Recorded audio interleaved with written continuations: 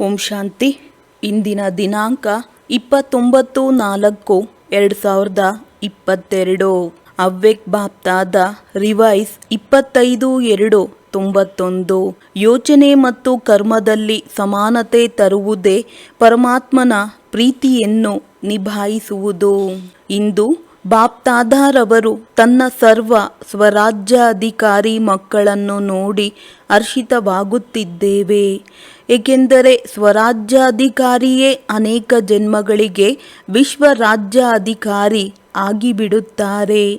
ಅಂದ ಮೇಲೆ ಇಂದು ಡಬಲ್ ವಿದೇಶಿ ಮಕ್ಕಳನ್ನು ಸ್ವರಾಜ್ಯದ ಸಮಾಚಾರವನ್ನು ಕೇಳುತ್ತಿದ್ದೇವೆ. ಪ್ರತಿಯೊಬ್ಬ ರಾಜ್ಯಾಧಿಕಾರಿಯ ರಾಜ್ಯ ಚೆನ್ನಾಗಿ ನಡೆಯುತ್ತಿದೆಯಾ? ತಮ್ಮ ರಾಜ್ಯವನ್ನು ನಡೆಸುವಂತಹ ಜೊತೆಗಾರ ಸಹಯೋಗಿಗಳು ಸದಾ ಸಮಯದಲ್ಲಿ ಸಹಯೋಗವನ್ನು ಕೊಡುತ್ತಿದ್ದಾರೋ ಅಥವಾ ಮಧ್ಯದಲ್ಲಿ ಮೋಸ ಮಾಡಿ ಬಿಡುತ್ತಾರಾ? ಎಷ್ಟೆಲ್ಲ ಸಹಯೋಗಿ ಕರ್ಮಚಾರಿ ಕರ್ಮೇಂದ್ರಿಯಗಳು ಇದೆಯೋ, ಸ್ಥೂಲವಾಗಿರಬಹುದು ಅಥವಾ ಸೂಕ್ಷ್ಮವಾಗಿರಬಹುದು, ಎಲ್ಲ ತಮ್ಮ ಅಧೀನತೆಯಲ್ಲಿ ಇದೆಯಾ?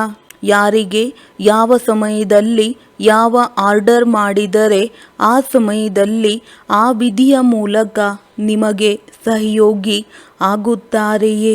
ಪ್ರತಿದಿನ ತಮ್ಮ ರಾಜ್ಯ ದರ್ಬಾರನ್ನು ಮಾಡುತ್ತೀರಾ? ರಾಜ್ಯ ವ್ಯವಹಾರ ಎಲ್ಲ 100% ಆಜ್ಞಾಕಾರಿಯಾಗಿ ಪ್ರಾಮಾಣಿಕವಾಗಿ ಎವರ್ ರೆಡಿ ಆಗಿದೆಯಾ? ಏನಾದರೂ ಏರುಪೇರು ಇದೆಯೋ? ಚೆನ್ನಾಗಿದೆಯೋ? ಬಹಳ ಚೆನ್ನಾಗಿದೆಯೋ? ಅಥವಾ ಬಹಳ ಬಹಳ ಬಹಳ ಚೆನ್ನಾಗಿದೆಯೋ? ರಾಜ್ಯ ದರ್ಬಾರು ಚೆನ್ನಾಗಿ ಸದಾ ಸಫಲತಾಪೂರ್ವಕವಾಗಿ ಆಗುತ್ತದೆಯೋ? ಅಥವಾ ಆಗಾಗ ಸಹಯೋಗಿ ಕರ್ಮಚಾರಿ ಏರುಪೇರು ಮಾಡುತ್ತಿಲ್ಲ ತಾನೆ? ಈ ಹಳೆಯ ಪ್ರಪಂಚದ ರಾಜ್ಯಸಭೆಯ ಏರುಪೇರಂತೂ ಚೆನ್ನಾಗಿ ತಿಳಿದುಕೊಂಡಿದ್ದೀರಿ. ಅದರಲ್ಲಿ ಕಾನೂನು ಇಲ್ಲ, ಆಜ್ಞೆಯೂ ಸಹ ಇಲ್ಲ. ಆದರೆ ತಮ್ಮ ರಾಜ್ಯ ದರ್ಬಾರಿನಲ್ಲಿ ಕಾನೂನು ಲಾಫುಲ್ ಇದೆ. ಮತ್ತೆ ಸದಾ ಆಗಲಿ ಪ್ರಭು, ಈ ಆರ್ಡರ್ ಮೇಲೆ ನಡೆಯುತ್ತದೆ. ಎಷ್ಟು ರಾಜ್ಯಾಧಿಕಾರಿ ಶಕ್ತಿಶಾಲಿ ಆಗುತ್ತಾರೋ ಅಷ್ಟು ರಾಜ್ಯದ ಸಹಯೋಗಿಗಳು ಸ್ವತಃವಾಗಿ ಸದಾ ಆಜ್ಞೆಯ ಪ್ರಮಾಣವಾಗಿ ನಡೆಯುತ್ತಾರೆ. ರಾಜ್ಯಾಧಿಕಾರಿ ಇದನ್ನು ಕೇಳಬೇಡ, ಇದನ್ನು ಮಾಡಬೇಡ, ಇದನ್ನು ಮಾತನಾಡಬೇಡ ಎಂದು ಆಜ್ಞೆ ಮಾಡಿದ್ದೇ ಆದರೆ 1 ಸೆಕೆಂಡಿನಲ್ಲಿ ಆಜ್ಞೆ ಪ್ರಮಾಣವಾಗಿ ಕಾರ್ಯವನ್ನು ಮಾಡಬೇಕು. ತಾವು ನೋಡಬೇಡ ಎಂದು ಆಜ್ಞೆ ಮಾಡುವುದು, ಆದರೆ ನೋಡಿದ ನಂತರ ತಪ್ಪಾಯಿತು ಕ್ಷಮಿಸಿ ಎಂದು ಕೇಳುವುದು, ಈ ರೀತಿ ಆಗಬಾರದು. ಮಾಡಿದ ನಂತರ ಯೋಚನೆ ಮಾಡಿದರೆ ಅವರನ್ನು ಬುದ್ಧಿವಂತ ಜೊತೆಗಾರರೆಂದು ಕರೆಯುತ್ತಾರೇನೋ? ಮನಸ್ಸಿಗೆ ವ್ಯರ್ಥವನ್ನು ಯೋಚನೆ ಮಾಡಬೇಡ ಎಂದು ಆಜ್ಞೆ ಮಾಡಿದ ನಂತರ ಸೆಕೆಂಡಿನಲ್ಲಿ ಬಿಂದು ಇಡಬೇಕು. ಬಿಂದು ಇಡುವುದರಲ್ಲಿ 2 ಸೆಕೆಂಡ್ ಆಗಬಾರದು. ಇದಕ್ಕೆ ಯುಕ್ತಿಯುಕ್ತ ರಾಜ್ಯ ದರ್ಬಾರ್ ಎಂದು ಕರೆಯಲಾಗುತ್ತದೆ. ಈ ರೀತಿ ರಾಜ್ಯಾಧಿಕಾರಿಯಾಗಿದ್ದೀರಾ? ಪ್ರತಿದಿನ ರಾಜ್ಯ ದರ್ಬಾರು ಮಾಡುತ್ತೀರೋ ಅಥವಾ ಯಾವಾಗ ನೆನಪು ಬರುತ್ತದೋ ಆಗ ಆಜ್ಞೆ ಮಾಡುತ್ತೀರೋ? ಪ್ರತಿದಿನ ರಾತ್ರಿ ತಮ್ಮ ಸಹಯೋಗಿ ಕರ್ಮಚಾರಿಗಳನ್ನು ಪರಿಶೀಲನೆ ಮಾಡಿ, ಒಂದು ವೇಳೆ ಯಾವುದೇ ಕರ್ಮೇಂದ್ರಿಯಗಳಿಂದ ಅಥವಾ ಕರ್ಮಚಾರಿಗಳಿಂದ ಪದೇ ಪದೇ ತಪ್ಪು ಆಗುತ್ತಾ ಇದ್ದಿದ್ದೇ ಆದರೆ ಆ ತಪ್ಪು ಕಾರ್ಯವನ್ನು ಮಾಡುತ್ತಾ ಸಂಸ್ಕಾರ ಪಕ್ಕಾ ಆಗಿಬಿಡುತ್ತದೆ.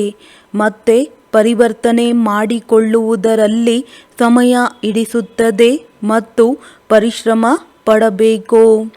ಆ ಸಮಯದಲ್ಲಿ ಪರಿಶೀಲನೆ ಮಾಡಿಕೊಂಡು ಪರಿವರ್ತನೆ ಮಾಡಿಕೊಳ್ಳುವಂತಹ ಶಕ್ತಿ ಕೊಟ್ಟಿದ್ದೇ ಆದರೆ ಸದಾ ಕಾಲಕ್ಕೋಸ್ಕರ ಸರಿಯಾಗಿ ಬಿಡುತ್ತದೆ. ಕೇವಲ ಪದೇ ಪದೇ ಇದು ತಪ್ಪು ಸರಿ ಅಲ್ಲ ಎಂದು ಪರಿಶೀಲನೆ ಮಾಡಿಕೊಂಡು ಪರಿವರ್ತನೆ ಆಗುವಂತಹ ಶಕ್ತಿ ಕೊಟ್ಟಿಲ್ಲವೆಂದರೆ ಕೇವಲ ಪದೇ ಪದೇ ಪರಿಶೀಲನೆ ಮಾಡಿಕೊಳ್ಳುವುದರಿಂದ ಪರಿವರ್ತನೆ ಆಗುವುದಿಲ್ಲ. ಆದ್ದರಿಂದ ಮೊದಲು ಕರ್ಮೇಂದ್ರಿಯಗಳಿಗೆ ಜ್ಞಾನದ ಶಕ್ತಿ ಕೊಟ್ಟು ಪರಿವರ್ತನೆ ಮಾಡಿ. ಕೇವಲ ಇದು ತಪ್ಪು ಎಂದು ಯೋಚನೆ ಮಾಡಬೇಡಿ. ಆದರೆ ಸರಿ ಏನು ಮತ್ತೆ ಸರಿಯಾಗಿ ನಡೆಯುವಂತಹ ವಿಧಿ ಸ್ಪಷ್ಟವಾಗಿರಬೇಕು. ಒಂದು ವೇಳೆ ಯಾರಿಗಾದರೂ ಹೇಳುತ್ತಾ ಇದ್ದರೆ ಹೇಳುವುದರಿಂದ ಪರಿವರ್ತನೆ ಆಗುವುದಿಲ್ಲ. ಆದರೆ ಹೇಳುವುದರ ಜೊತೆ ವಿಧಿ ಸ್ಪಷ್ಟ ಮಾಡಿದರೆ ಸಿದ್ಧ ಆಗುತ್ತದೆ. ಯಾವ ಆತ್ಮರು ಸ್ವರಾಜ್ಯವನ್ನು ನಡೆಸುವುದರಲ್ಲಿ ಸಫಲರಾಗುತ್ತಾರೆಂದರೆ ಅವರು ಸದಾ ತಮ್ಮ ಪುರುಷಾರ್ಥದಿಂದ ಮತ್ತೆ ಅದರ ಜೊತೆಯಲ್ಲಿ ಯಾರೆಲ್ಲ ಸಂಪರ್ಕದಲ್ಲಿ ಬರುವಂತಹ ಆತ್ಮಗಳೂ ಸಹ ಆ ಸಫಲ ಆತ್ಮನಿಂದ ಸಂತುಷ್ಟರಾಗಿರುತ್ತಾರೆ.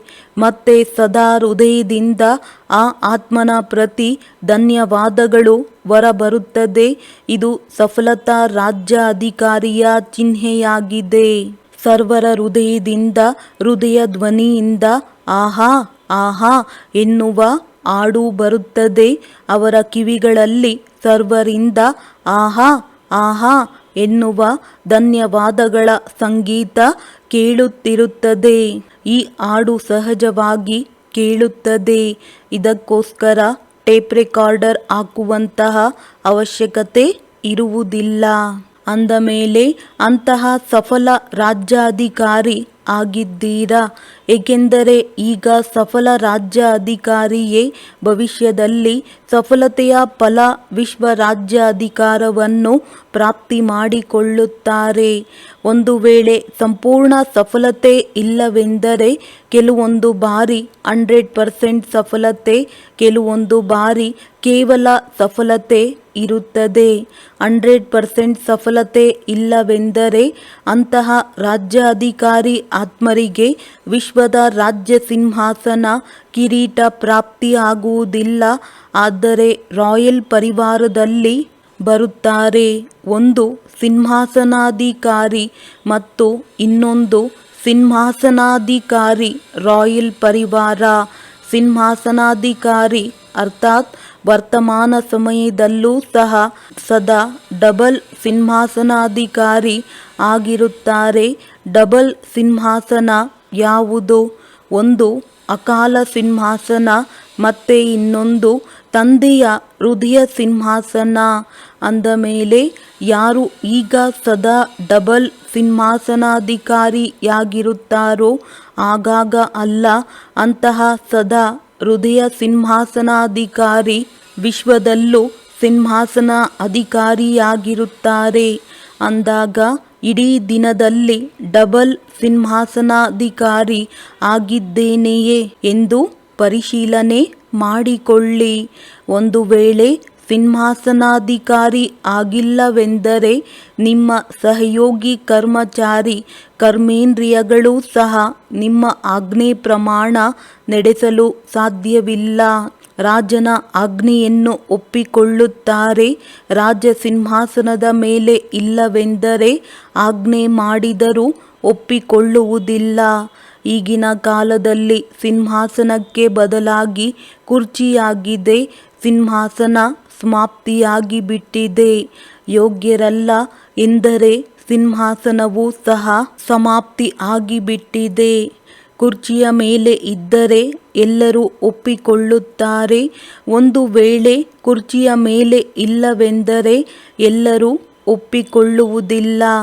ಆದರೆ ತಾವಂತೂ ಕುರ್ಚಿಯ ನೇತ್ರರಲ್ಲ, ಸ್ವರಾಜ್ಯಾಧಿಕಾರಿ ರಾಜ ಆಗಿದ್ದೀರಿ. ಎಲ್ಲರೂ ರಾಜ ಆಗಿದ್ದೀರೋ ಅಥವಾ ಕೆಲವರು ಪ್ರಜೆಗಳೂ ಸಹ ಆಗಿದ್ದೀರೋ. ರಾಜಯೋಗಿ ಅರ್ಥಾತ್ ರಾಜ ನೋಡಿ ಎಷ್ಟು ಪದಮ ಭಾಗ್ಯವಂತರಾಗಿದ್ದೀರಿ. ಇಡೀ ಪ್ರಪಂಚ ಅದರಲ್ಲೂ ವಿದೇಶಗಳು ಏರುಪೇರಿನಲ್ಲಿ ಇದೆ. ಅವರು ಯುದ್ಧ ಮತ್ತು ಸೋಲಿನ ದ್ವಂದ್ವದಲ್ಲಿ ಇದ್ದಾರೆ. ಕೆಲವರು ಸೋಲುತ್ತಾರೆ, ಕೆಲವರು ಯುದ್ಧ ಮಾಡುತ್ತಾ ಇದ್ದಾರೆ, ಮತ್ತೆ ಕೆಲವರು ಅದರ ಸ್ಥಿತಿಗತಿಯನ್ನು ಕೇಳಿ ಅದರ ಏರುಪೇರಿನಲ್ಲಿ ಇದ್ದಾರೆ. ಅಂದಾಗ ಅವರು ಸೋಲು ಮತ್ತು ಯುದ್ಧದ ಏರುಪೇರಿನಲ್ಲಿ ಇದ್ದಾರೆ. ಆದರೆ ತಾವು ಬಾಪ್ ತಾದಾರವರ ಪ್ರೀತಿಯಲ್ಲಿ ಇದ್ದೀರಿ. ಪರಮಾತ್ಮನ ಪ್ರೀತಿ ದೂರ ದೂರದಿಂದ ಆಕರ್ಷಣೆ ಮಾಡಿ ಕರೆದುಕೊಂಡು ಬಂದಿದೆ. ಪರಿಸ್ಥಿತಿಗಳು ಎಂತಹದ್ದೇ ಆಗಿರಲಿ, ಆದರೆ ಪರಮಾತ್ಮನ ಪ್ರೀತಿಯ ಮುಂದೆ ಪರಿಸ್ಥಿತಿಗಳು ಏನು ಮಾಡಲು ಸಾಧ್ಯವಿಲ್ಲ. ಪರಮಾತ್ಮನ ಪ್ರೀತಿ ಬುದ್ಧಿವಂತರಿಗಿಂತ ಬುದ್ಧಿವಂತ ಆಗಿ ಪರಿಸ್ಥಿತಿಯನ್ನು ಶ್ರೇಷ್ಠ ಸ್ಥಿತಿಯಲ್ಲಿ ಬದಲಾವಣೆ ಮಾಡಿಬಿಡುತ್ತದೆ. ಡಬಲ್ ವಿದೇಶಿಯರಲ್ಲೂ ನೋಡಿ, ಮೊದಲು ಪೋಲ್ಯಾಂಡಿನವರು ಎಷ್ಟು ಪ್ರಯತ್ನ ಮಾಡುತ್ತಿದ್ದರೂ ಅಸಂಭವ ಆಗುತ್ತಿತ್ತು. ಈಗ ಏನಾಗಿದೆ? ರಷ್ಯಾದವರು ಸಹ ಅಸಂಭವ ಎಂದು ತಿಳಿದುಕೊಂಡಿದ್ದಾರೆ. 24 ಗಂಟೆ ಸಾಲಿನಲ್ಲಿ ನಿಲ್ಲಬೇಕಾಗಿದ್ದರೂ ಬಂದು ತಲುಪಿದ್ದೀರಲ್ಲವೇ? ಕಷ್ಟ ಸಹಜವಾಗಿ ಬಿಟ್ಟಿದೆ ಅಂದಾಗ ಧನ್ಯವಾದಗಳು ಹೇಳುತ್ತೀರಲ್ಲವೇ? ಈ ರೀತಿ ಸದಾ ಆಗುತ್ತಾ ಇರುತ್ತದೆ. ಅಂತ್ಯದಲ್ಲಿ ವಿಮಾನ ನಿಂತು ಹೋದರೆ ನಾವು ಹೇಗೆ ಹೋಗುವುದು ಎಂದು ಕೆಲವರು ಯೋಚನೆ ಮಾಡುತ್ತಾರೆ. ಪರಮಾತ್ಮ ಪ್ರೀತಿಯಲ್ಲಿ ಅಂತಹ ಶಕ್ತಿ ಇದೆ. ಯಾರ ಕಣ್ಣಿನಲ್ಲಿ ಆದರೂ ಅಂತಹ ಜಾದೂ ಮಾಡಿಬಿಡುತ್ತಾರೆ. ಅವರು ನಿಮ್ಮನ್ನು ತಲುಪಿಸಲು ಪರವಶರಾಗಿ ಬಿಡುತ್ತಾರೆ. ಆದರೆ ಕೇವಲ ಪ್ರೀತಿ ಮಾಡುವಂಥವರು ಅಲ್ಲ, ಪ್ರೀತಿಯನ್ನು ನಿಭಾಯಿಸುವವರಾಗಬೇಕು. ಪ್ರೀತಿ ಮಾಡುವುದು ಎಲ್ಲರಿಗೂ ಬರುತ್ತದೆ, ಆದರೆ ನಿಭಾಯಿಸುವುದು ಕೆಲವರಿಗೆ ಮಾತ್ರ ಬರುತ್ತದೆ. ಆದ್ದರಿಂದ ತಾವು ಕೆಲವರಲ್ಲಿ ಕೆಲವರು ಆಗಿದ್ದೀರಿ. ಬಾಪ್ ತಾದಾರವರು ಸದಾ ಡಬಲ್ ವಿದೇಶಿ ಮಕ್ಕಳನ್ನು ನೋಡಿ ಖುಷಿ ಪಡುತ್ತೇವೆ. ಏಕೆಂದರೆ ಧೈರ್ಯದಿಂದ ತಂದೆಯ ಸಹಯೋಗಕ್ಕೆ ಪಾತ್ರರಾಗಿ ಅನೇಕ ಪ್ರಕಾರದ ಮಾಯೆಯ ಬಂಧನಗಳನ್ನು ಮತ್ತು ಅನೇಕ ರೀತಿ ಪದ್ಧತಿಗಳ ಬಂಧನಗಳನ್ನು ದೂರ ಮಾಡಿ ಬಂದು ತಲುಪಿದ್ದೀರಿ. ಸಾಹಸವಂತೂ ಎಲ್ಲರೂ ಚೆನ್ನಾಗಿ ಇಟ್ಟಿದ್ದೀರಿ. ಈ ಸಾಹಸವು ಕಡಿಮೆ ಅಲ್ಲ. ಹೊಸಬ್ಬರು ಆಗಿರಬಹುದು, ಹಳಬ್ಬರು ಆಗಿರಬಹುದು, ಇಬ್ಬರು ಒಟ್ಟಿಗೆ ಕುಳಿತಿದ್ದೀರಿ. ಇಬ್ಬರ ಸಾಹಸ ಚೆನ್ನಾಗಿದೆ. ತುಂಬ ಹಳಬ್ಬರು ಇದ್ದಾರೆ. ಈ ಕಲ್ಪಕ್ಕೆ ಹೊಸಬ್ಬರೂ ಸಹ ಇದ್ದಾರೆ. ಇಬ್ಬರ ಸಾಹಸವು ಚೆನ್ನಾಗಿದೆ. ಡಬಲ್ ವಿದೇಶಿಯರು ವಿಶೇಷ ಪುರುಷಾರ್ಥವನ್ನು ಮಾಡುತ್ತಾರೆ ಮತ್ತು ಆತ್ಮಿಕ ಸಂಭಾಷಣೆಯನ್ನು ಮಾಡುತ್ತಾರೆ. 108ರ ಮಾಲೆಯಲ್ಲಿ ಖಂಡಿತ ಬರುತ್ತಾರೆ. ಕೆಲವರು ಬರಲು ಸಾಧ್ಯ ಆಗುತ್ತದೆಯೇ ಎಂದು ಪ್ರಶ್ನೆ ಮಾಡಬಹುದು. ಅವಶ್ಯವಾಗಿ ಬರಲೇಬೇಕು. ಡಬಲ್ ವಿದೇಶಿಯರಿಗೂ ಸಹ ಮಾಲೆಯಲ್ಲಿ ಸೀಟ್ ರಿಸರ್ವ್ ಆಗಿದೆ. ಆದರೆ ಯಾರು ಮತ್ತೆ ಎಷ್ಟು ಎನ್ನುವುದು ಮುಂದೆ ತಿಳಿಸುತ್ತೇವೆ. ಅಂದಾಗ ನಂಬರ್ ಏಕೆ ಆಗುತ್ತದೆ? ಪ್ರತಿಯೊಬ್ಬರೂ ತಮ್ಮ ಅಧಿಕಾರದಿಂದ ಹೇಳುತ್ತೀರಿ ನನ್ನ ಬಾಬಾ ಎಂದು. ಅಂದಾಗ ಪೂರ್ತಿ ಅಧಿಕಾರವೂ ಇದೆ. ಆದರೆ ನಂಬರ್ ಏಕೆ? ಯಾರು ನಂಬರ್ 1 ಆಗಿರುತ್ತಾರೋ ಮತ್ತೆ 8ನೇ ನಂಬರಿನವರಿಗೂ ಅಂತರ ಇರುತ್ತದಲ್ಲವೇ? ಇಷ್ಟೊಂದು ಅಂತರ ಏಕೆ ಬರುತ್ತದೆ? 16,000 ವಿಷಯ ಅಂತೂ ಬಿಟ್ಟು ಬಿಡಿ. 108ರಲ್ಲಿ ನೋಡಿ, ಎಲ್ಲಿ 108 ಅಂದ ಮೇಲೆ ಏನು ಅಂತರ ಆಗಿದೆ? ಸಾಹಸದಲ್ಲಿ ಎಲ್ಲರೂ ಪಾಸ್ ಉತ್ತೀರ್ಣರು ಆಗಿದ್ದೀರಿ. ಆದರೆ ಸಾಹಸಕ್ಕೆ ತಂದೆ ಮತ್ತು ಬ್ರಾಹ್ಮಣ ಪರಿವಾರದ ಮೂಲಕ ಸಹಯೋಗ ಸಿಗುತ್ತದೋ ಆ ಸಹಯೋಗವನ್ನು ಪ್ರಾಪ್ತಿ ಮಾಡಿಕೊಂಡು ಕಾರ್ಯದಲ್ಲಿ ಉಪಯೋಗಿಸುವುದು ಮತ್ತು ಸಮಯದಲ್ಲಿ ಸಹಯೋಗವನ್ನು ಉಪಯೋಗಿಸುವುದು. ಯಾವ ಸಮಯದಲ್ಲಿ ಯಾವ ಸಹಯೋಗ ಅರ್ಥಾತ್ ಶಕ್ತಿ ಬೇಕೋ ಆ ಶಕ್ತಿಯ ಮೂಲಕ ಸಮಯದಲ್ಲಿ ಕಾರ್ಯವನ್ನು ಮಾಡುವುದು. ಈ ನಿರ್ಣಯ ಶಕ್ತಿ ಮತ್ತು ಕಾರ್ಯದಲ್ಲಿ ಉಪಯೋಗಿಸುವಂತಹ ಕಾರ್ಯಶಕ್ತಿಯಲ್ಲಿ ಅಂತರ ಆಗಿಬಿಡುತ್ತದೆ. ಸರ್ವಶಕ್ತಿವಂತ ತಂದೆಯ ಮೂಲಕ ಸರ್ವಶಕ್ತಿಗಳ ಆಸ್ತಿ ಎಲ್ಲರಿಗೂ ಸಿಗುತ್ತದೆ. ಕೆಲವರಿಗೆ 8 ಶಕ್ತಿಗಳು, ಕೆಲವರಿಗೆ 6 ಶಕ್ತಿಗಳು ಸಿಗುವುದಿಲ್ಲ. ಸರ್ವಶಕ್ತಿಗಳು ಸಿಗುತ್ತದೆ. ವಿಧಿಯಿಂದ ಸಿದ್ಧಿ ಪ್ರಾಪ್ತಿಯಾಗುತ್ತದೆ ಎಂದು ಮೊದಲು ಸಹ ತಿಳಿಸಲಾಗಿದೆ. ಕಾರ್ಯಶಕ್ತಿಯ ವಿಧಿ ಒಂದಾಗಿದೆ. ತಂದೆಯವರಾಗುವಂತಹ ವಿಧಿ ಇನ್ನೊಂದು. ತಂದೆಯ ಆಸ್ತಿಯನ್ನು ಪ್ರಾಪ್ತಿ ಮಾಡಿಕೊಳ್ಳುವಂತಹ ವಿಧಿ ಮೂರನೆಯದಾಗಿ. ಪ್ರಾಪ್ತಿ ಮಾಡಿಕೊಂಡಿರುವಂತಹ ಆಸ್ತಿಯನ್ನು ಕಾರ್ಯದಲ್ಲಿ ಉಪಯೋಗಿಸುವಂತಹ ವಿಧಿ. ಅಂದಾಗ ಕಾರ್ಯದಲ್ಲಿ ಉಪಯೋಗಿಸುವ ವಿಧಿಯಲ್ಲಿ ಅಂತರ ಬರುತ್ತದೆ. ಪಾಯಿಂಟ್ಸ್ ಅಂತೂ ಎಲ್ಲರ ಹತ್ತಿರ ಇದೆ. ಒಂದು ವಿಷಯದ ಮೇಲೆ ವರ್ಕ್ಶಾಪ್ ಮಾಡಿದಾಗ ಎಷ್ಟೊಂದು ಪಾಯಿಂಟ್ಸ್ ಹೊರಬರುತ್ತದೆ. ಅಂದಾಗ ಒಂದು ಪಾಯಿಂಟನ್ನು ಬುದ್ಧಿಯಲ್ಲಿ ನೆನಪು ಇಟ್ಟುಕೊಳ್ಳಬೇಕು. ಇದು ಒಂದು ವಿಧಿಯಾಗಿದೆ. ಮತ್ತು ಇನ್ನೊಂದು ಬಿಂದು ಆಗಿ ಪಾಯಿಂಟನ್ನು ಕಾರ್ಯದಲ್ಲಿ ತರುವುದು. ಬಿಂದು ರೂಪನೂ ಆಗಬೇಕು ಮತ್ತು ಪಾಯಿಂಟ್ಸ್ ನೆನಪು ಇರಬೇಕು.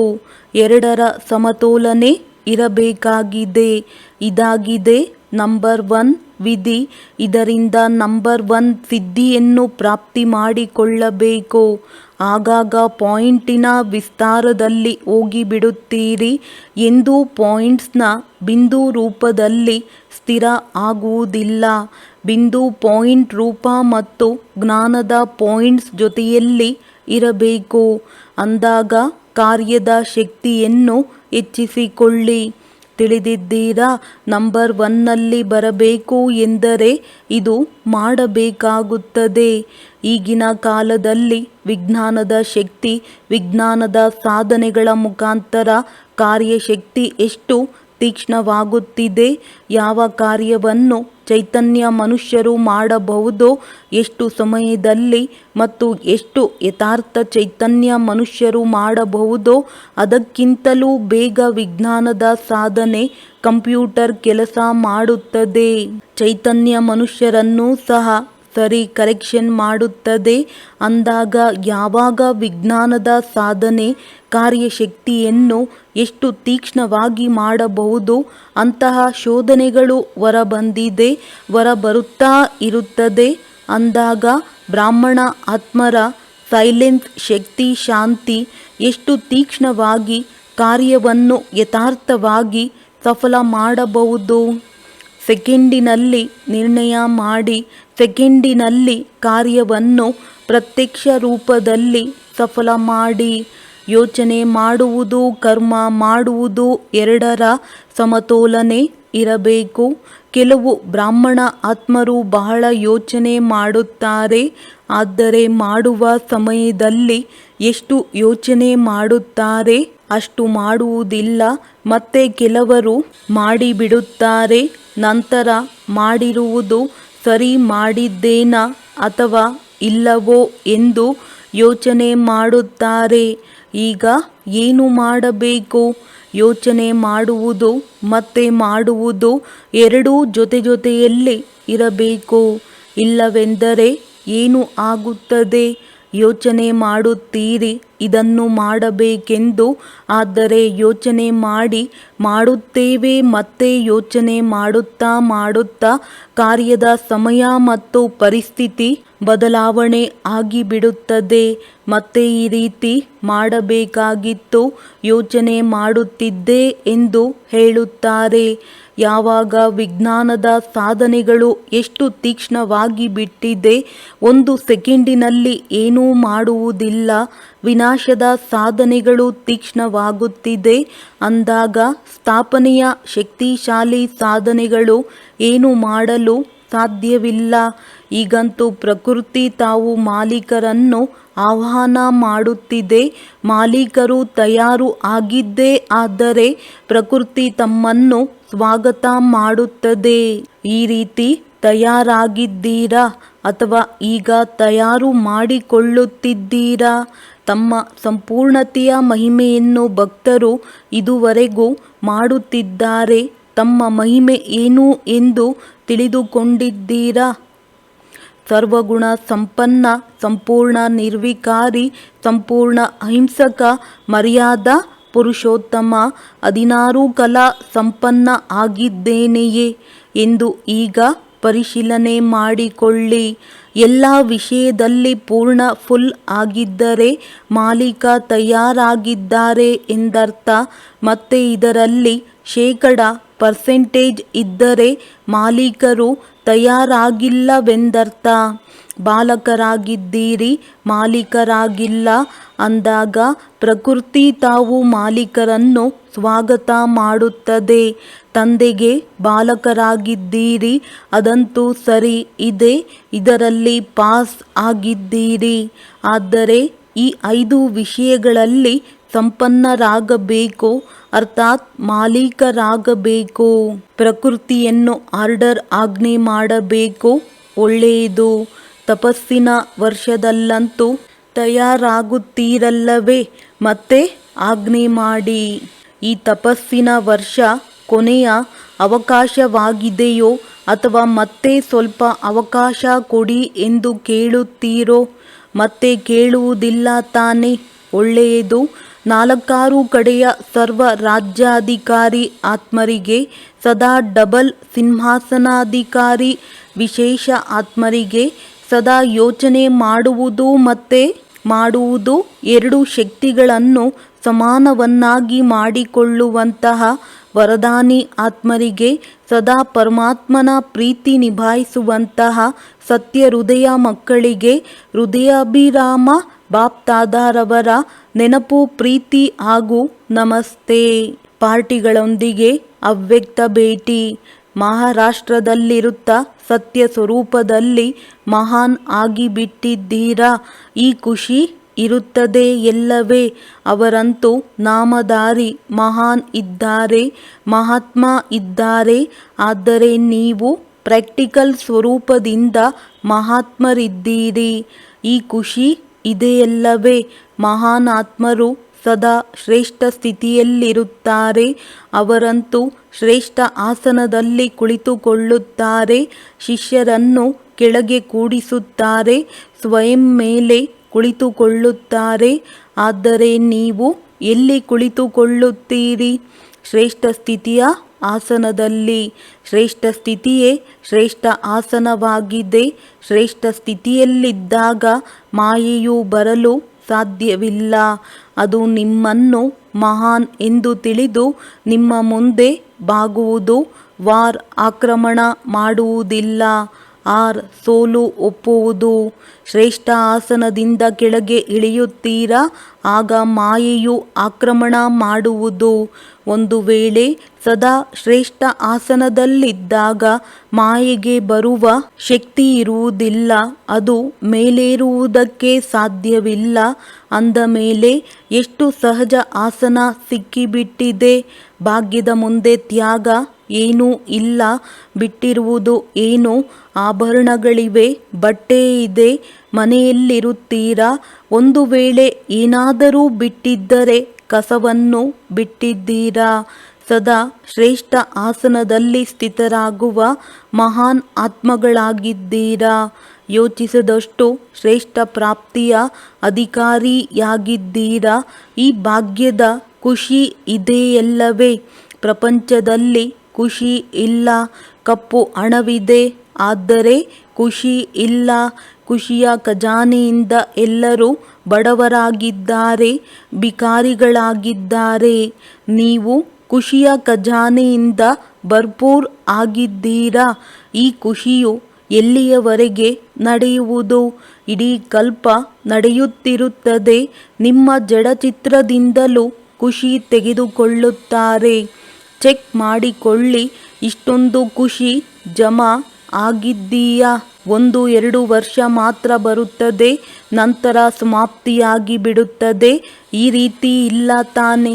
ಅನೇಕ ಜನ್ಮಗಳ ಜೊತೆಗೆ ಬರುವಷ್ಟು ಸ್ಟಾಕ್ ಜಮಾ ಮಾಡಿಕೊಳ್ಳಿ. ಯಾರ ಹತ್ತಿರ ಎಷ್ಟು ಜಮಾವಿರುತ್ತದೆ ಅಷ್ಟು ಅವರ ಮುಖದಲ್ಲಿ ಖುಷಿ ಮತ್ತು ನಶೆ ಇರುತ್ತದೆ.